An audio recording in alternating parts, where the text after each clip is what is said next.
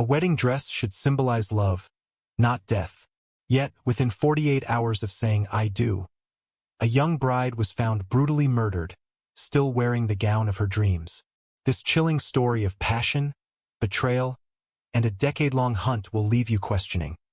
How could love turn so lethal? On May 11, 2012, a Friday evening filled with music, laughter, and the promise of forever, a young woman named Estrella Carrera walked out of a small civil ceremony in Chicago with her new husband, Arnaldo Jimenez. She was radiant in her silver sequined wedding dress, the kind of gown that shimmered under every flicker of light. Friends and family who attended the celebration said she looked happy, excited, and full of life. At only 26 years old, Estrella had reasons to hope that this marriage would provide a fresh start, a moment of stability for herself and her 2 children. But what no one could have foreseen that night was that within 48 hours, she would be dead, her body discovered in her bathtub, still wearing the same dress she had worn to say her vows. To understand how such a night of love could descend into one of the most haunting tragedies in Illinois, one has to go back to who Estrella was, what she meant to the people around her, and the man she had chosen to marry. Estrella Carrera grew up in a close-knit community in Burbank, a suburb of Chicago. Those who knew her described her as vibrant, the type of woman who always carried a smile and could brighten a room with her presence. She was a single mother of 2 children, a little boy and a young girl, whom she adored beyond words. For her, life revolved around them, and she worked tirelessly to give them the love, guidance, and comfort they deserved. At the same time, Estrella longed for companionship, someone to share the responsibilities and joys of life with. Enter Arnaldo Jimenez, a man she had known for some time before their wedding. Born in Texas but raised in Chicago, Arnaldo was older, with a reputation that carried both charm and trouble. To some, he appeared confident, charismatic, and fun. But others quietly whispered about his volatile nature, about the controlling side that surfaced when arguments arose. Even in the weeks leading up to their wedding, friends later admitted they had sensed tension between the couple. Estrella, however, chose to believe in the possibility of change, in the idea that marriage could bring them closer, bind them together, and perhaps turn instability into something more permanent. The day of the wedding was simple yet joyful. It was not a grand event with lavish displays, but a meaningful union witnessed by close relatives and friends. Estrella wore her silver gown proudly, and the evening rolled into a celebration filled with music and dancing. Guests remembered her smiling, holding Arnaldo's hand, and telling people how happy she was to finally be a bride. Yet beneath that outward joy, an undercurrent of unease lingered. For some who knew them well, the arguments that had marked their relationship were not far from memory. After the celebration, the couple left together in Arnaldo's black Maserati. That detail would later become a crucial part of the investigation. It was the last time most people saw Estrella alive. By the following morning, she had not returned calls from friends or family.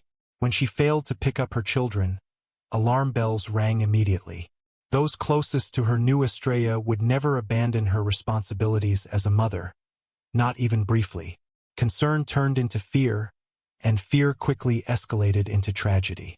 On May 13, 2012, police responding to a welfare check at Estrella's apartment discovered the unthinkable. There, in the bathtub, lay her body, still dressed in the silver gown she had worn to her wedding just 2 nights earlier. She had been stabbed multiple times. The sight was almost surreal, as though frozen in cruel irony. A bride in her wedding dress, lifeless, her dreams shattered by the very man she had trusted. Investigators quickly pieced together the events of that night. They believed that after leaving the celebration, Estrella and Arnaldo had argued inside his car. Accounts suggested the argument escalated into violence, and it was in the confined space of the Maserati that Arnaldo allegedly stabbed her. What followed, police suspected, was an attempt to cover the crime in haste. He dragged her back to the apartment, leaving her in the bathtub, and fled. The brutality of the act left little doubt that this was not a momentary lapse of control, but a violent outburst that ended with a young woman robbed of her future. The investigation wasted no time in focusing on Arnaldo Jimenez. He had vanished without a trace, and his sudden disappearance spoke volumes. Phone records, surveillance footage, and testimonies began painting a picture of a man who had not only committed murder but had planned his escape. Detectives learned that Arnaldo had contacted his brother, Humberto Jimenez, shortly after the killing. They suspected Humberto played a role in helping him flee, possibly driving him toward the border. As authorities tracked his movements, they came to believe that Arnaldo had managed to cross into Mexico. From that point forward, he became a fugitive. For Estrella's grieving family, the horror of her death was compounded by the frustration of knowing her killer had slipped through the cracks of justice. Her 2 children, left without their mother, became living reminders of the cruelty of that night. Relatives stepped in to care for them, trying to explain the unexplainable, to fill the void that could never truly be filled. The community mourned deeply. Vigils were held, candles lit, and voices raised demanding justice. Estrella's death became more than just a family tragedy. It became a symbol of how quickly love can turn into violence, and how domestic disputes can escalate into lethal consequences. Local media covered the story extensively, with photographs of Estrella in her gown plastered across newspapers and television screens. The contrast between the happiness of her wedding day and the horror of her death was almost too much to bear. Law enforcement faced the daunting task of pursuing a suspect across international borders. They worked closely with the FBI, who soon took over the manhunt. As more details emerged about Arnaldo's life, his reputation for volatility seemed to confirm suspicions. His history included brushes with the law, and though not all of them violent, they painted a picture of a man unwilling to live by rules. Now, accused of murdering his bride, he became one of the most wanted fugitives in the country. For the family, every day that passed without answers felt like another blow. The children asked questions that no one could fully answer, and loved ones struggled to cope with the harsh reality that justice might be delayed indefinitely. Yet they held on to hope, believing that Arnaldo could not run forever. The memory of Estrella's life, her laughter, her warmth, and her love for her children, became the driving force behind their demand for justice. What began as a night of love and promise had ended in blood and betrayal. A woman who had believed in the possibility of happiness paid the ultimate price for trusting the wrong man. The world had gained a haunting reminder that sometimes, even in the most joyous of moments, darkness can lurk just beyond the edges of the dance floor. In the days immediately following Estrella Carrera's murder, the quiet suburb of Burbank was shaken to its core. A community that rarely made national headlines suddenly found itself at the center of a chilling story that spread across newspapers and television screens throughout the country. Reporters stood outside Estrella's apartment building, filming segments that painted a picture of a young mother, dressed for a wedding, murdered in her own home. The surreal image of a bride lying dead in her bathtub was enough to grip the attention of anyone who heard the story.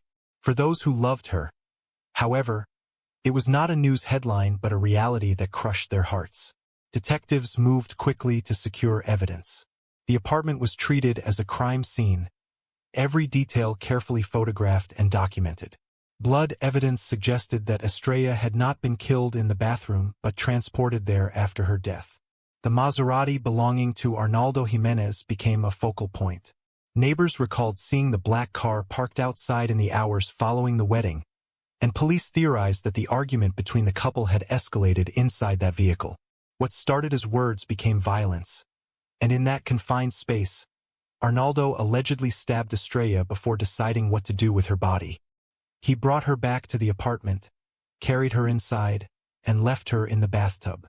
It was a grim and deliberate act, meant perhaps to buy him time to flee before anyone realized what had happened. While crime scene technicians combed through evidence, investigators began piecing together Arnaldo's movements. Phone records placed him in contact with his brother Humberto in the early hours of May 12. Investigators strongly suspected Humberto assisted in his escape, possibly driving him toward Mexico. At one point, Arnaldo's phone pinged near the southern border, then went silent. It was the last trace of him inside the United States. The rapidity of his disappearance convinced detectives that this was not a man on the run without a plan. He knew where he was going, and he had help. Meanwhile, Estrella's family gathered to make sense of their devastating loss. Her children were placed in the care of relatives who struggled to answer questions about why their mother was not coming home. For the youngest, who was only 2 years old, the absence was confusing but not yet fully understood. For the older child, the grief was sharper, the reality far clearer. Family members later described those first few weeks as unbearable, as though they were trapped in a nightmare from which they could not wake. The case gained national attention, not only because of the brutality of the crime but also because of its haunting symbolism. A bride killed within hours of her wedding was an image both shocking and unforgettable. Advocacy groups for domestic violence victims began highlighting Estrella's story as a painful reminder of the dangers that can exist within intimate relationships. Experts spoke to the media about warning signs, controlling behavior, frequent arguments, sudden outbursts of anger, that too often go ignored or minimized until it is too late. Estrella's case was framed as more than a personal tragedy. It became a cautionary tale. Despite the publicity, Arnaldo remained elusive. Years began to pass, each one adding to the frustration of law enforcement and the despair of Estrella's family. Leads would emerge, often from tips suggesting he had been spotted in Mexico, but none led to his capture. Some reports claimed he was living in Santiago Papasquiaro, a city in the Mexican state of Durango, blending into the community under a different identity. Others suggested he moved frequently, avoiding detection by staying with distant relatives or acquaintances. In 2019, 7 years after Estrella's murder, the FBI placed Arnaldo Jimenez on its 10 most wanted fugitives list. His face appeared on wanted posters across the country, his name announced in press conferences, and his crime retold with every new plea for public assistance. The FBI described him as armed and dangerous, emphasizing his history of volatility and the vicious nature of the killing. A reward of up to $100,000 was offered for information leading to his capture. Still, he managed to remain one step ahead of authorities. For the family, the wait for justice was agonizing. Each Mother's Day was especially painful, falling just after the anniversary of Estrella's death. Her children grew older without her presence, guided by relatives who tried to keep her memory alive. They shared stories about her smile, her dedication, and her love, making sure her children understood who their mother had been.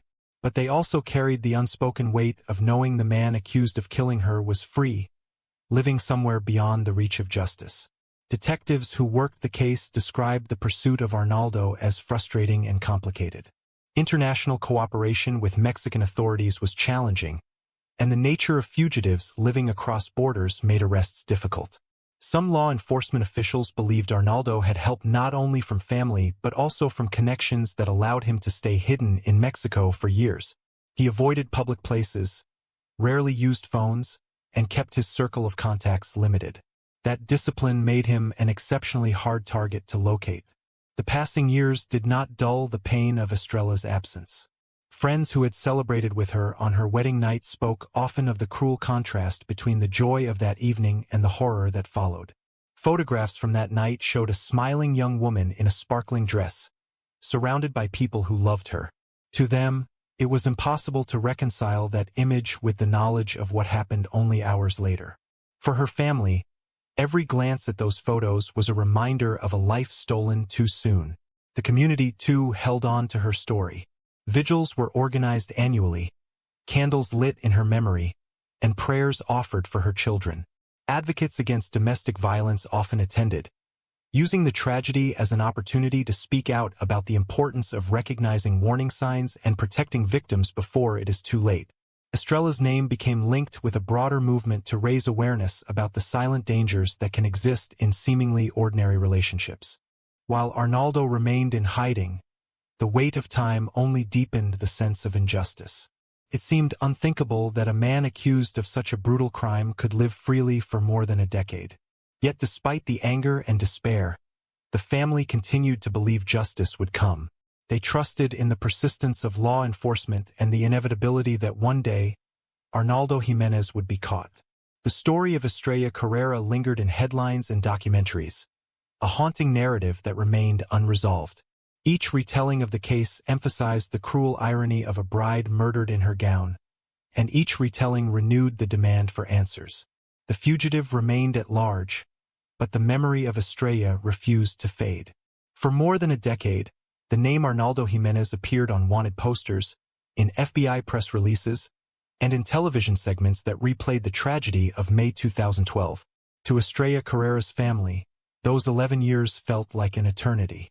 They lived with the reality that her killer was somewhere beyond their reach, perhaps living under another name, perhaps walking free in a foreign city while they carried the burden of grief every single day.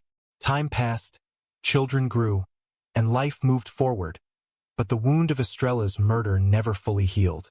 Justice was suspended, caught in the long shadow of his escape. Yet in the spring of 2023, the story that had begun with such horror finally reached a turning point. Law enforcement never gave up. Even as the years stretched on, investigators followed every lead, chasing whispers that Jimenez was hiding in Mexico. Intelligence suggested that he had spent much of his time in the state of Durango, where he blended in with local communities. Reports indicated he avoided technology, kept a low profile, and relied heavily on relatives and acquaintances to remain undetected. This made him a ghost of sorts, always suspected of being close, but never quite within reach. Still, the FBI maintained pressure, working with Mexican authorities, sending reminders to the public through their 10 Most Wanted campaign, and renewing their appeals for information. The $100,000 reward stood as both incentive and symbol of how seriously they regarded the case. For Estrella's family, the wait was torment. Each anniversary of her death reopened wounds that had barely begun to scab over. On May 11th, the date of her wedding, they remembered her radiant smile and sparkling gown. On May 13th, the date her body was discovered, they mourned her violent end. The rituals of remembrance, vigils, prayers, quiet gatherings, became part of their yearly cycle. Her children, who had been only 2 and 9 at the time of the murder, grew older without their mother's guiding hand. Family members raised them with love, but there was always a sense of absence, a shadow in every milestone moment. Birthdays, graduations, and celebrations that Estrella should have been there to witness. In May 2023, exactly 11 years after the crime, news broke that shook the same community once more, but this time in a different way. Arnaldo Jimenez had been captured in Mexico.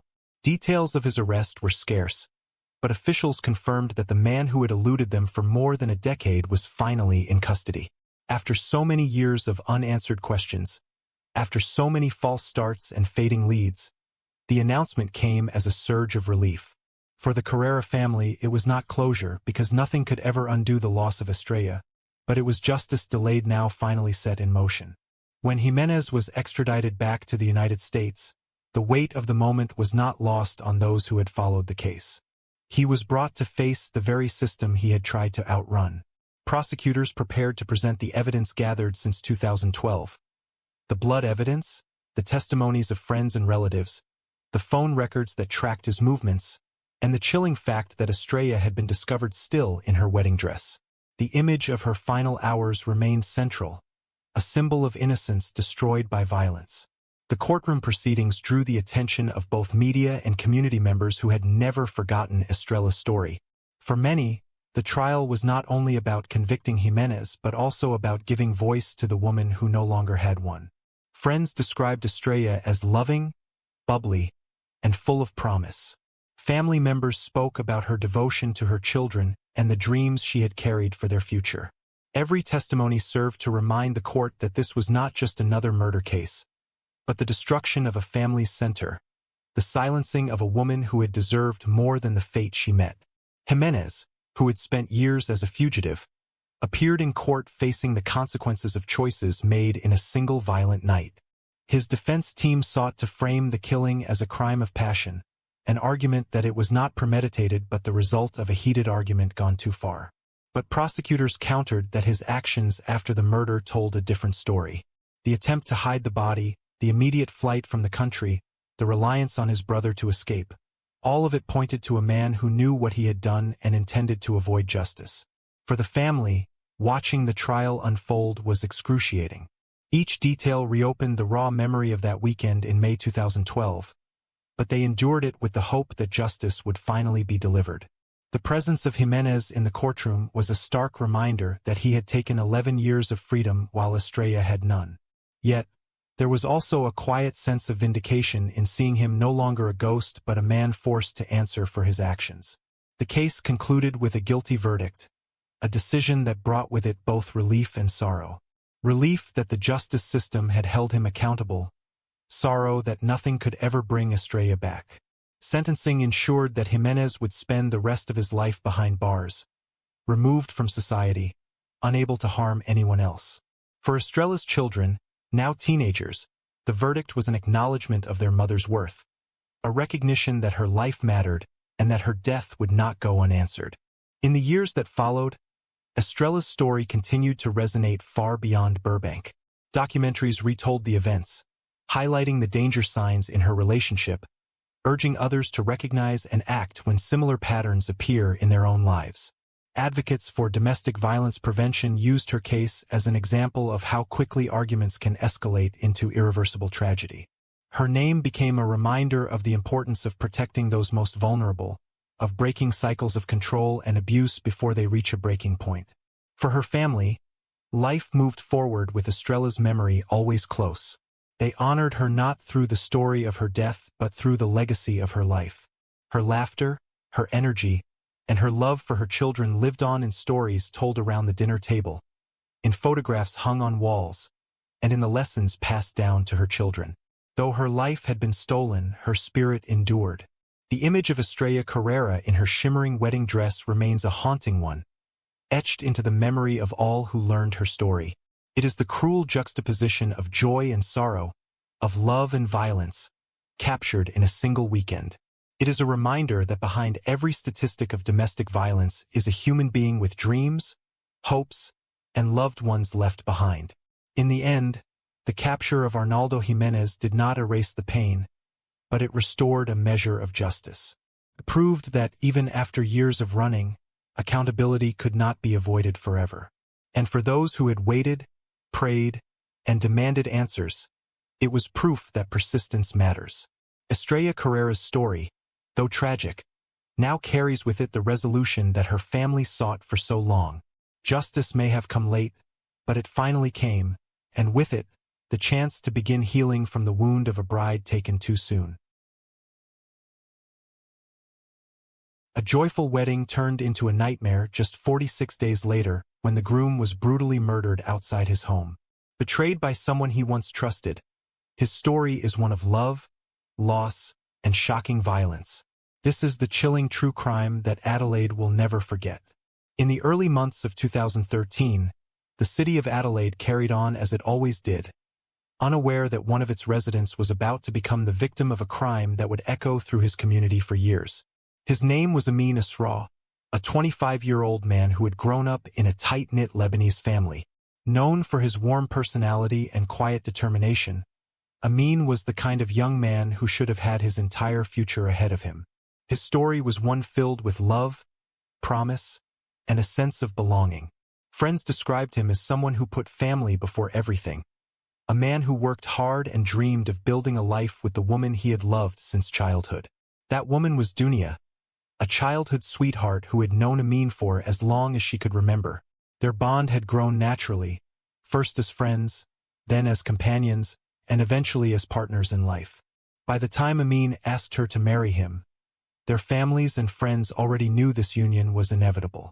Their wedding became a celebration not just of two people in love but of two families coming together. The ceremony was filled with laughter, music, and the joy of new beginnings. Photographs captured Amin and Dunia side by side, beaming with pride and happiness. For both of them, this was not just a day but the official start of the life they had always imagined. But within this celebration, among the guests who clapped and congratulated them, was a man whose presence would later be remembered for all the wrong reasons. His name was Fulu. To Amin, he was not a stranger. Lou was someone he knew, someone trusted enough to be invited to one of the most sacred days of his life. Dunia would later recall him only as a face in the crowd, another guest among many, but that face would become unforgettable for reasons she could not have imagined. Lou mingled during the wedding, smiling and enjoying the atmosphere like everyone else. No one could have predicted that behind this facade was a man carrying resentment, financial tension, and, perhaps, a dangerous sense of anger that would eventually turn deadly. The weeks following the wedding were filled with hope and the adjustments of married life. Amin and Dunia had begun settling into their Salisbury Plain home, creating routines and sharing small moments that newlyweds often treasure. But during this time, unseen pressures were brewing. Evidence would later reveal that Lou owed Amin money, a debt that had not been resolved. Whether this was a business arrangement, a personal loan, or an obligation rooted in trust did not matter. What mattered was the resentment it seemed to cause. What should have been a manageable dispute between acquaintances was on its way to spiraling into violence. As June unfolded, Adelaide's winter brought cold nights and quiet streets. For Amin and Dunia, the season should have been a time for cozy evenings together, planning the future they were only beginning to build. But on the night of June 21st, that tranquility was shattered. Outside their home, Amin was confronted by Lou, who had armed himself with not one but two weapons, a machete and a knife. The choice of weapons, and the fact that Lou carried both, painted a chilling picture of intent.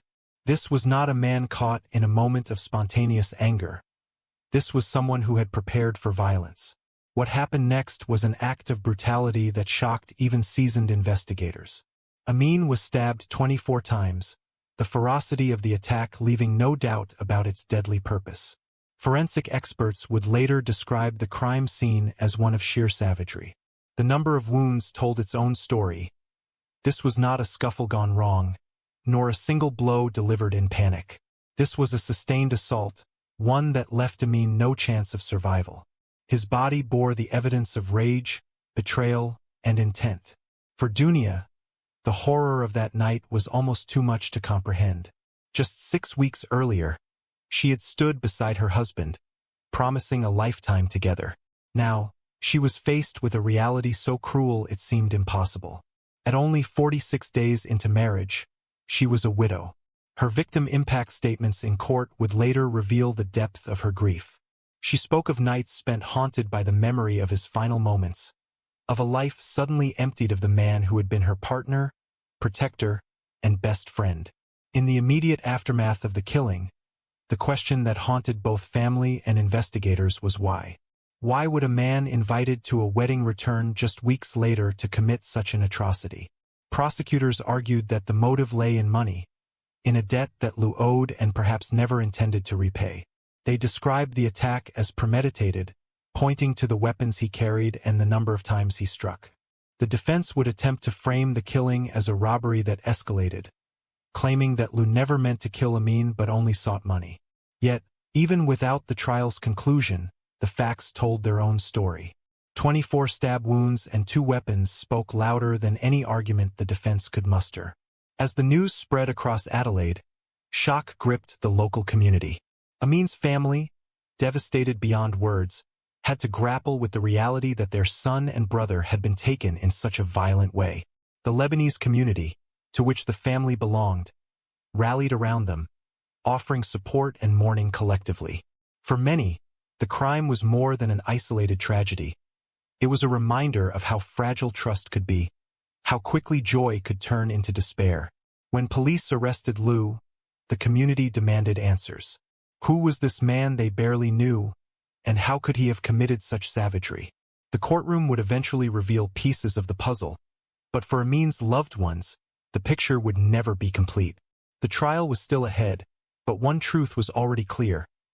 The story of Amin Asra was no longer about the joy of a wedding. It had become about the nightmare that followed it. A nightmare that had begun with trust and ended in betrayal and death. In the days after the murder, Adelaide police began piecing together the circumstances that had led to the brutal killing of Amin Asra. Detectives arrived at the crime scene to find a trail of violence that told its own story. Amin's body lay outside his Salisbury Plain home, bearing 24 stab wounds inflicted with 2 separate weapons, a machete and a knife. The savagery of the attack immediately raised suspicions that this was not a spontaneous act but something deliberate, prepared, and deeply personal. Witnesses in the neighborhood recalled hearing screams that night, followed by a chilling silence. For officers who first responded, it was clear they were looking at a homicide carried out with rage. The first line of inquiry was obvious. Who would want Amin dead, and why? Amin was by all accounts a well-liked young man with no history of criminal behavior, no known enemies, and a life that revolved around his family and his new wife, Dunia. Investigators began asking questions about his personal and financial dealings, searching for any dispute that might have escalated to violence. It was during this stage that the name Fu Lu surfaced. He was not a faceless stranger. He had attended Amin's wedding, celebrated with him, and sat among his closest friends and relatives only weeks earlier. The fact that he had been present at such an intimate event drew immediate attention. Detectives soon uncovered evidence suggesting that Lu had owed Amin money. The amount was not substantial in the eyes of the law, but in the eyes of prosecutors it was motive enough. Debt can create tension, and when it festers, it has the potential to turn lethal. What made this case particularly disturbing was the preparation involved. Lu had not simply encountered Amin by chance. He had armed himself with 2 dangerous weapons and gone to Amin's home. To the investigators, this looked like premeditation. Meanwhile, Dunia was left in a state of unimaginable grief. She had been married for only 46 days when the man she called her husband was taken from her in the most violent way possible. Interviews with her revealed the depth of her despair. She spoke of how her life had been transformed overnight, from being a bride full of dreams to a widow consumed by sorrow. Family members who gathered around her described her as broken, struggling to find the strength to face each day. For them, the investigation was not just about justice, but about preserving the memory of Amin, ensuring the truth of what had happened was never lost. When police arrested Fu Lu, the community's sense of shock deepened. How could someone trusted enough to be a guest at a wedding return weeks later to commit murder? During interrogations, Lu offered little clarity. His version of events shifted, at times claiming robbery, at times downplaying his intent. But investigators had physical evidence on their side. The number of wounds inflicted, the choice of weapons, and the sheer ferocity of the attack made the robbery narrative difficult to believe. This was not a theft gone wrong. This was a deliberate killing. As the case moved to trial, the courtroom became the stage where the full story would unfold. Prosecutors painted a picture of a calculated crime. They argued that Lu, aware of his debt to Amin, had grown resentful and decided to eliminate the problem through violence. They emphasized the brutality of the attack, using the forensic evidence to illustrate how sustained and intentional the stabbing had been. 24 wounds were not the result of panic. They were the result of determination. The defense countered with a different narrative.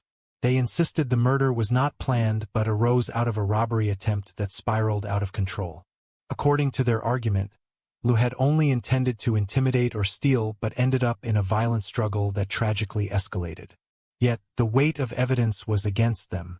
The fact that Lu carried both a machete and a knife, 2 lethal weapons, undermined the idea of a spontaneous act. For the jury, this was difficult to ignore. Throughout the trial, the human cost of the crime was never far from view. Dunia sat in the courtroom, listening to details that no young widow should ever have to hear. Her victim impact statement, delivered with raw honesty, spoke of sleepless nights, of dreams shattered, and of the unbearable pain of losing her partner. She described how she could still hear his voice, still see his face, and yet know that he was gone forever. For Amin's parents and siblings, the trial was equally agonizing.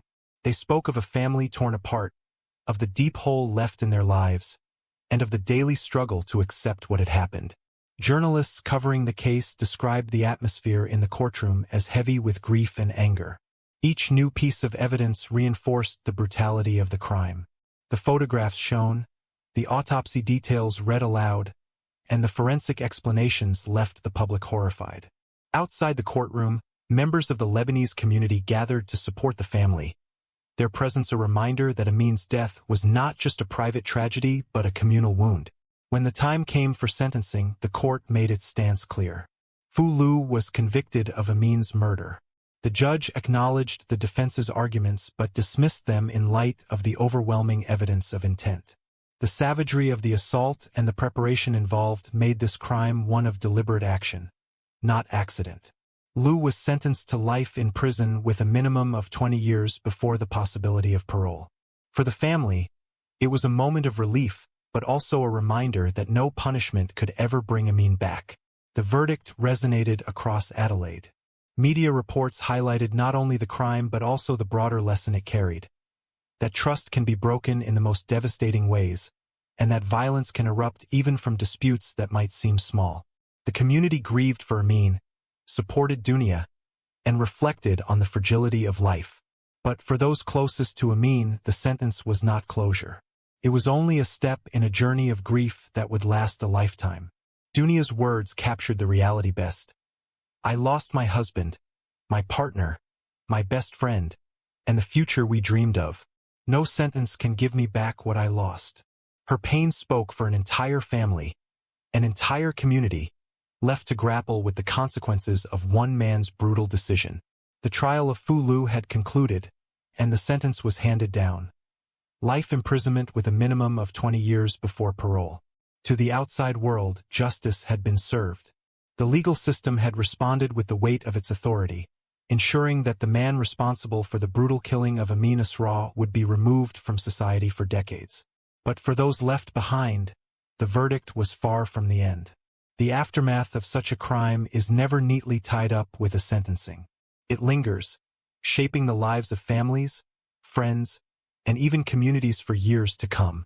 For Dunia, life after the trial was a constant battle between memory and survival.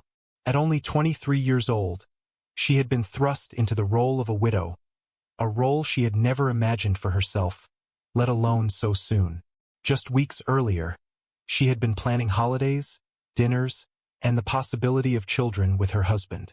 Now, she found herself walking through the silent halls of the home they once shared, surrounded by reminders of a future that would never come. The photographs of their wedding day, still fresh on display, became both treasures and torments. They captured a happiness she desperately wanted to hold on to but also underscored the depth of what she had lost. In her victim impact statements, Dunia had spoken about sleepless nights haunted by the memory of Amin's final moments. Long after the trial ended, those nights continued. The sound of the door, the imagined echo of his voice, the absence of his presence. All of it created a void that no court ruling could ever fill. Friends and family offered support, but there are parts of grief that no one else can carry. For Dunia, every day was a negotiation with pain, a choice between surrendering to despair and pushing forward for the sake of the love she once shared. Amin's parents and siblings faced their own struggles. His death was not just the loss of a son or brother but the loss of a future they had envisioned together. His parents had watched him marry, had celebrated his new chapter with joy, only to bury him less than 2 months later. In interviews given to local media, they spoke of their heartbreak, describing Amin as the light of their lives. His siblings, too, were left grappling with the senselessness of the crime. They had not only lost a brother but also a protector and confidant. Within the family home, his absence was palpable. Every chair at the dinner table, every family gathering, carried a shadow that never lifted. The wider Lebanese community in Adelaide also felt the impact. Amin's murder became a stark reminder of how quickly trust can be betrayed. People who had attended the wedding could hardly believe that one of the guests, someone they had shared food and laughter with, could return weeks later armed with weapons to commit such savagery. It left many unsettled, questioning how well they truly knew those around them. Community leaders spoke publicly about the need for unity, about supporting the Asra family in their grief, and about confronting the shockwaves of violence that had rippled through their lives. In the years that followed, the case continued to be remembered in Adelaide. It was discussed in true crime programs and news articles, not only because of its brutality but also because of the haunting circumstances. A groom murdered only weeks after his wedding by someone he had trusted. Legal scholars pointed to the case as an example of how financial disputes can escalate when combined with resentment and premeditation. Forensic experts highlighted the number of wounds and the choice of weapons as clear markers of intent, teaching points for future investigations. Yet, beyond the academic and legal reflections, the story remained most powerful at the human level. Dunia's grief became symbolic of the ripple effects of violence. How one act could destroy not only a life, but an entire web of relationships. Her words at sentencing echoed long after the courtroom emptied. "I lost my husband, my partner, my best friend, and the future we dreamed of." Those words became a refrain for anyone trying to understand the depth of what had been taken. For Fu Lu, prison became his reality. While he would spend at least 2 decades behind bars, the life he had taken was gone forever. Reporters noted the stark contrast between his demeanor during the trial, often impassive, sometimes defensive, and the devastation experienced by Amin's loved ones. The sentence offered society protection from his violence, but it could never restore the balance his crime had destroyed. As the years passed, anniversaries of Amin's death were marked quietly by his family and friends. Flowers placed at his grave, prayers offered in his memory, and gatherings that spoke of what could have been rather than what was. For Dunia, moving forward was a painful necessity. She carried Amin with her in memory, but life demanded that she eventually rebuild. Those who knew her said she showed remarkable strength, even in her darkest times, but the wound of losing Amin would always remain. The story of Amin Asra's murder is remembered not just for its violence but for the cruel irony it carried. A wedding is meant to symbolize beginnings, hope, and a future shared. For Amin and Dunia, that hope lasted only 46 days. The tragedy became a lesson in how fragile happiness can be, how trust placed in the wrong person can lead to devastation, and how communities must rally in the face of grief. In Adelaide, the case left behind an indelible mark. It reminded people of the unpredictability of violence and the need for vigilance. More importantly, it reminded them of the resilience of love and family. Despite the pain, despite the loss, Amin's family kept his memory alive, speaking his name, sharing his story, and refusing to let him be defined solely by the brutality of his death. In the end, the murder of Amin Asra was more than a headline. It was a story of a young man who had everything to live for, a love that was cut short, and a community left to pick up the pieces. It was the story of betrayal by someone once welcomed into the circle of trust. And it was the story of a family and a widow forced to carry the unbearable weight of grief, proving that even in the face of violence, the bonds of love endure. She walked down the aisle with joy, believing she was stepping into a life of love and safety. Within hours, she was dead, strangled by the very man she had just married. This is not just a wedding night tragedy. It's a chilling betrayal you need to see unfold. In the quiet village of Lightcliff, West Yorkshire, life moved at a steady pace. It was the kind of place where neighbors noticed small details, where the rhythm of daily life rarely invited the kind of events that would capture national attention. On the morning of October 27, 2021, the village was unaware that it was about to witness a tragedy so cruel it would make headlines across Britain. For Dawn Walker, that day was supposed to be the happiest of her life. At 52 years old, she had weathered storms, raised her children, and built a reputation as a kind and dependable woman who cherished her family above all else. Friends described her as warm, generous, and deeply caring, the sort of person who gave her time and affection freely to those around her.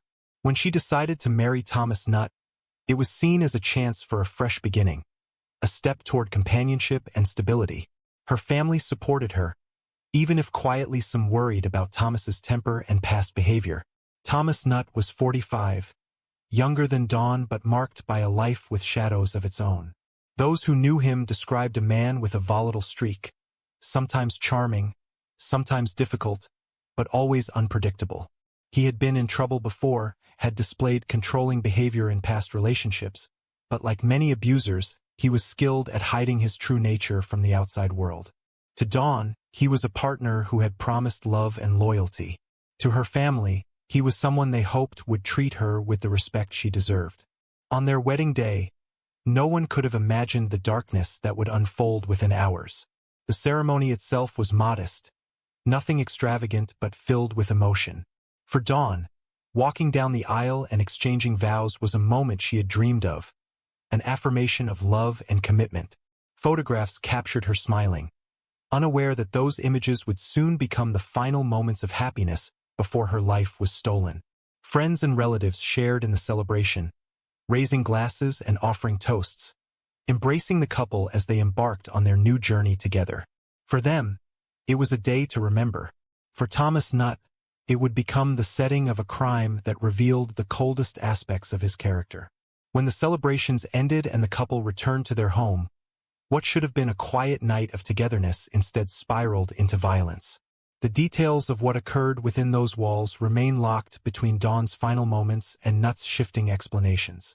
What is known is that at some point, Thomas placed his hands around Dawn's neck and strangled her. Whether it was sudden rage or something long harbored, the act itself was brutal and irreversible. By the time the house settled into silence, Dawn's life had ended just hours after she had said, "I do."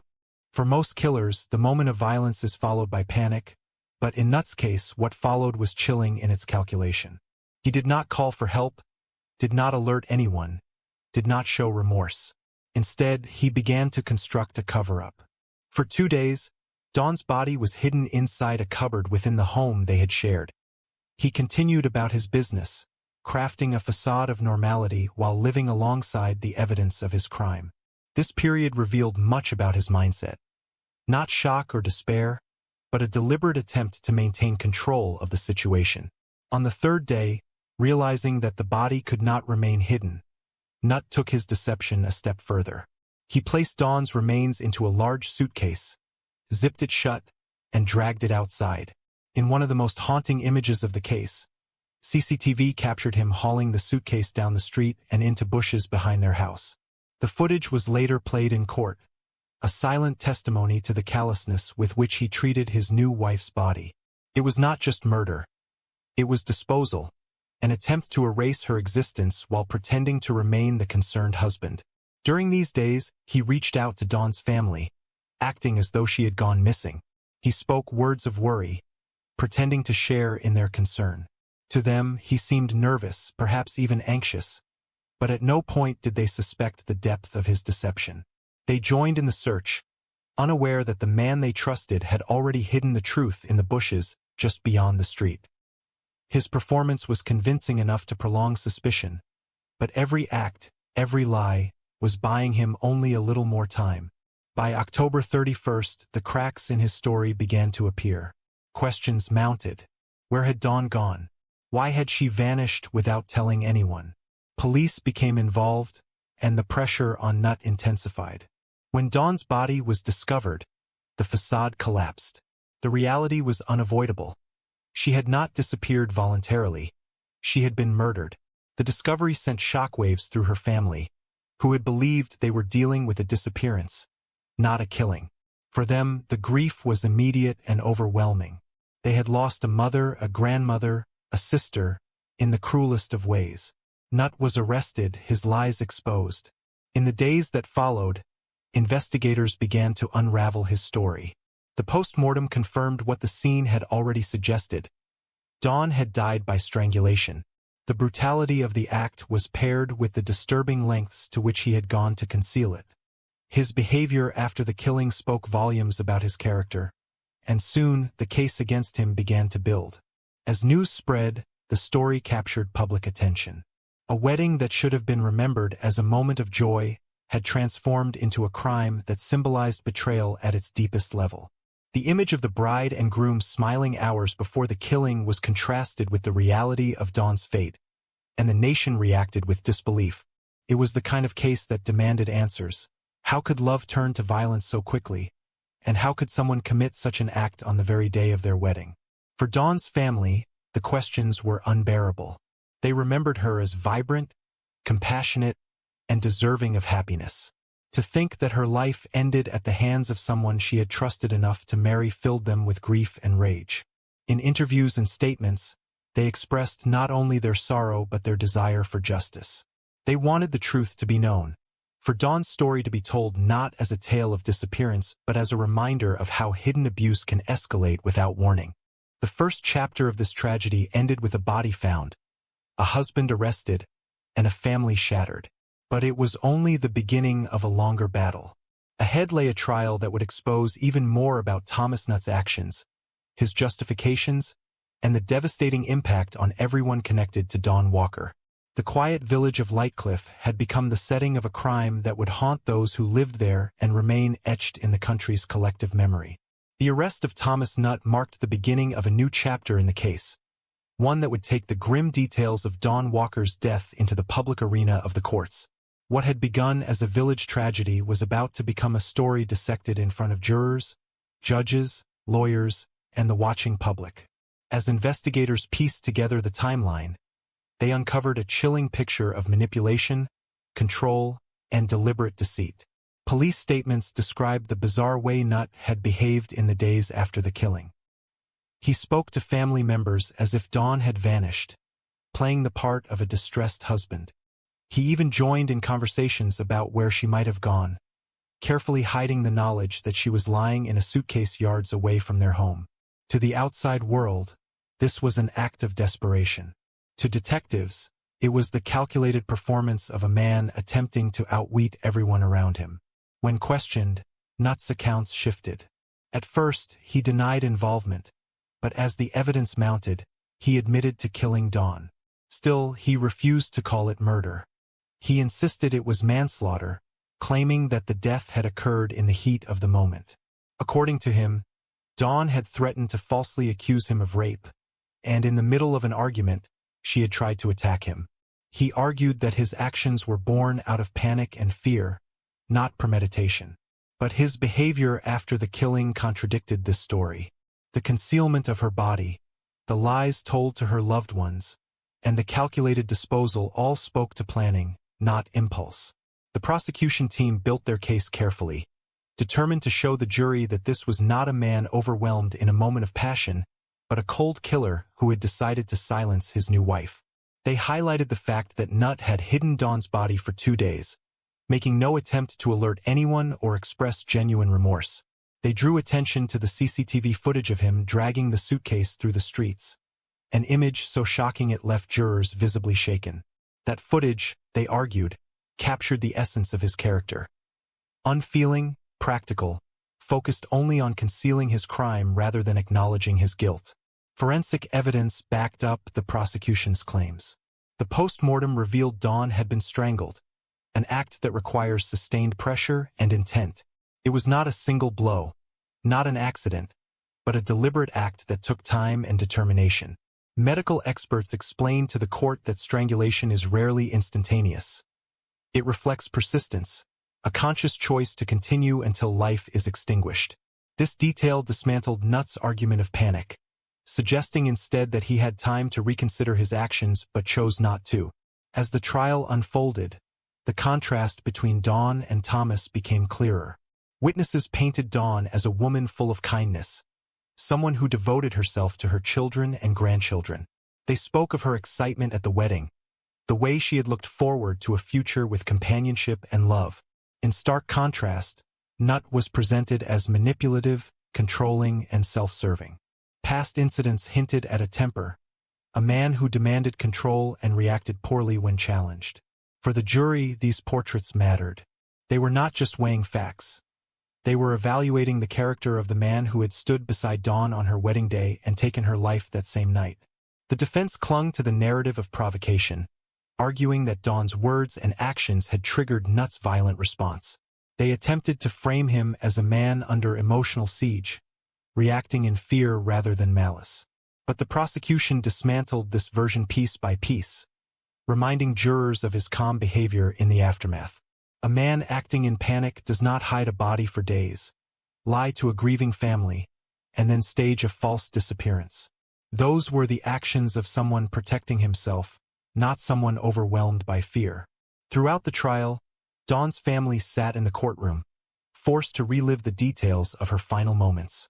Each revelation was another wound, a reminder that the person they loved had been betrayed in the most devastating way. They listened as lawyers debated the difference between murder and manslaughter, as though the definitions could somehow measure their loss. For them, the reality was simpler. Dawn was gone, and the man responsible was the one she had trusted most. When the CCTV footage was played, the courtroom atmosphere shifted. The sight of Nutt dragging the suitcase, struggling with its weight, became a haunting image. It was not a fleeting mistake but a prolonged act, step after step of cold determination. For many, this footage was more powerful than words. It demonstrated, without question, that Nutt's concern was not for his wife but for himself, his freedom, his ability to continue life without consequence. The jury deliberated with these images and testimonies fresh in their minds. They weighed the defense's argument of provocation against the prosecution's insistence on premeditation. The details of the strangulation, the concealment, and the lies all formed a pattern too deliberate to ignore. It was not a momentary lapse but a sequence of choices. On August 10, 2022, the verdict was delivered. The jury found Thomas Nutt guilty of murder. The courtroom was filled with a mix of relief and sorrow. For Dawn's family, the verdict brought a measure of justice, but it could not restore what had been lost. Her children and grandchildren still faced a future without her presence, her laughter, her support.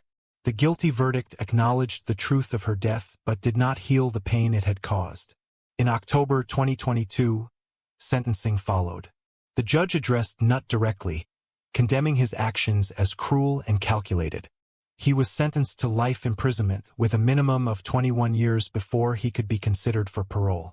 The weight of the sentence reflected not only the severity of the crime but also the betrayal at its heart. A bride murdered by her groom on the very day of their marriage. The trial ended, but the story did not fade quickly from public memory. It lingered in headlines, in discussions about domestic abuse, in conversations about how violence can lurk beneath the surface of relationships that appear ordinary.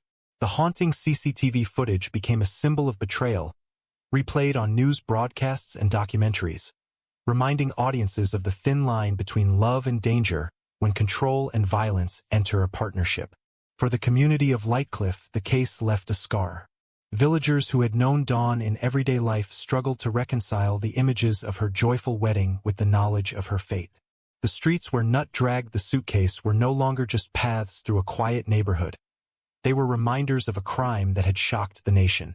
For Dawn's family, every milestone, birthdays, holidays, anniversaries, would carry the weight of her absence, a life cut short by someone who should have protected her. Part 2 of the story revealed not only the courtroom battle but also the deeper truths about control, deception, and the consequences of violence within intimate relationships. It showed how the justice system sought to confront those truths, holding Thomas Nutt accountable for an act of cruelty that defied comprehension. But even with a guilty verdict and a life sentence, the echoes of Dawn Walker's story continued to resonate, a reminder that justice, while necessary, can never erase the pain of loss.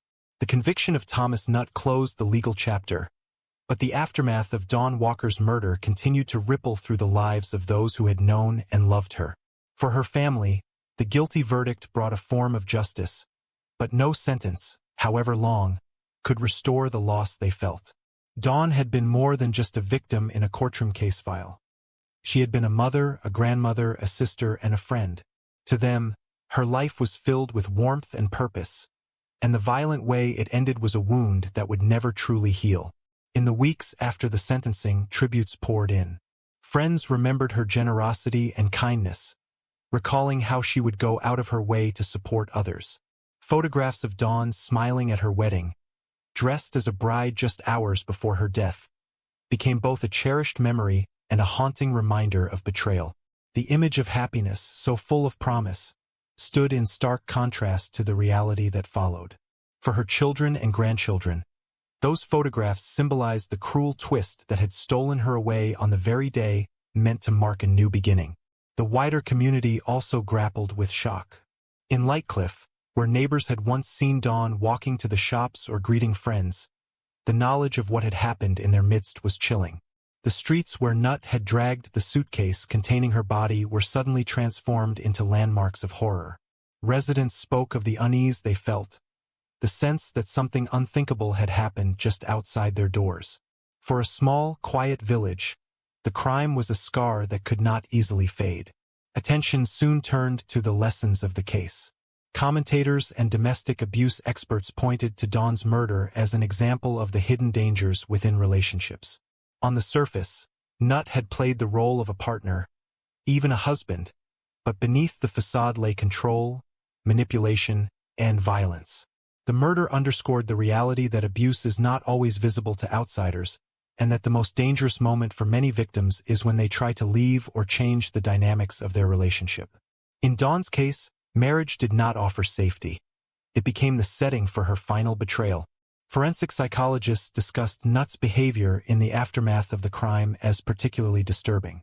The decision to hide her body in a cupboard, to maintain a false front for days, and finally to dispose of her in a suitcase pointed to a man motivated not by panic but by calculation.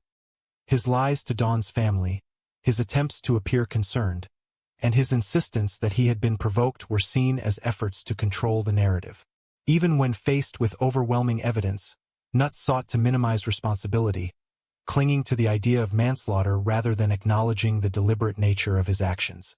The haunting CCTV footage of him dragging the suitcase became one of the most widely discussed aspects of the case. For viewers, it crystallized the horror of his actions, showing not only the physical act of disposal, but the absence of humanity in the way he treated Dawn's remains. It was an image that required no commentary, no interpretation. It revealed, in stark silence, the indifference with which he handled the aftermath of murder. For Dawn's loved ones, knowing that this footage existed was a painful reminder of the indignity she had suffered, even after death. In interviews following the trial, members of Dawn's family spoke openly about their grief. They described her as the heart of their family, someone whose absence left an irreplaceable void. They expressed frustration at how Nutt had manipulated events, not only in killing Dawn but in prolonging their anguish by pretending she was missing. They recalled the moments of false hope when they thought she might still be found alive, only to discover the truth. For them, the betrayal was twofold: the murder itself and the cruel deception that followed. As time passed, the story of Dawn Walker's murder continued to be covered in documentaries and news features. It served as both a tragedy and a warning, reminding audiences that domestic violence is not confined to certain places or certain types of people. It can exist anywhere, hidden behind closed doors, masked by appearances, and fueled by control.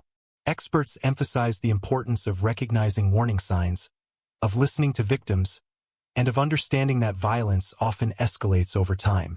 The legacy of the case also included conversations about justice. Some argued that a minimum sentence of 21 years did not reflect the gravity of the crime, while others saw it as a strong acknowledgement of the betrayal at the heart of the murder.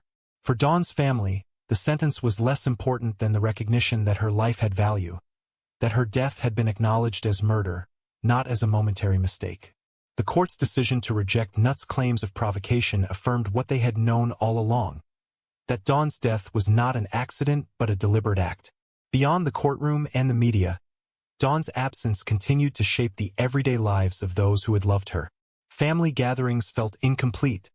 Milestones that should have been celebrated with her became moments of sorrow. Birthdays, anniversaries, and holidays were reminders of what had been lost. Her grandchildren, too young to fully understand at the time, would grow up with only stories and photographs of the grandmother taken from them too soon. For the village of Lightcliff, the murder was a reminder that darkness can intrude even in the most peaceful settings. It changed the way residents thought about their community, about safety, and about trust. The house where Dawn and Thomas had lived, once just another home on a quiet street, became a symbol of betrayal and violence. Even years later, the memory of the crime lingered in conversations and recollections, a story that could not be easily forgotten. In the broader landscape of true crime, the case stood out not only for its brutality but for its timing. The juxtaposition of a wedding day, a symbol of love and commitment, with a murder committed hours later was almost too stark to comprehend. It forced people to confront uncomfortable truths about relationships, about how appearances can deceive, and about how love can be twisted into control. The wedding night murder became a phrase repeated in headlines, documentaries, and discussions, a shorthand for betrayal at its most profound level. As the years moved forward, Dawn Walker's story remains a reminder of both love and loss, of hope turned into tragedy. For her family, her name continues to carry weight, a call for awareness, for vigilance, and for the importance of protecting those vulnerable to abuse. For society, her murder underscores the need to look deeper, to question the stories people tell, and to remember that behind the closed doors of ordinary homes, extraordinary pain can sometimes unfold. In the end, the story of Dawn Walker is not just about a crime. It is about the life of a woman who deserved joy, who believed in love, and who trusted a man who betrayed her in the most devastating way. It is about the resilience of her family, who continue to honor her memory despite their grief. And it is about the responsibility of a society to recognize the hidden patterns of abuse, to intervene when possible, and to never forget the faces behind the statistics. The final chapter of Dawn's story may have been written in a courtroom, with Thomas Nutt condemned to spend years behind bars. But her true legacy lies in the memories of those who loved her, in the warnings her case provides, and in the determination that her death will not be in vain. The haunting image of her final day, the smiling bride, radiant with hope, remains the most powerful reminder of what was stolen. It is a picture of joy frozen in time, forever shadowed by the cruelty that followed, a reminder that even in the quietest of places, tragedy can strike without warning, leaving a silence that will never be filled.